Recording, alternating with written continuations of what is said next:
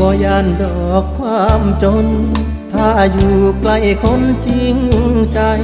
ทางเดินแม้ยังยากไรแต่อ้ายเชื่อในพลังขักแข็งและใจบ่เคยยอมแพ้มีเจ้าคอยดูแลเจองานอยากอายบ่บนคันมีเจ้าบ่ยันจนพอเดินจน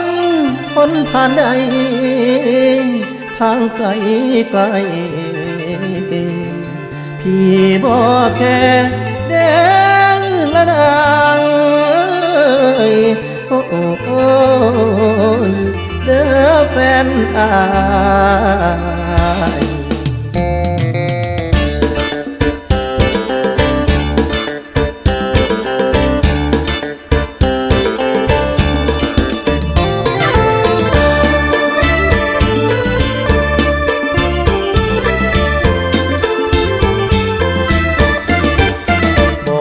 เลยน้องถึงต้องหนักงานเพียงไหนที่เจ้าเป็นแรงใจ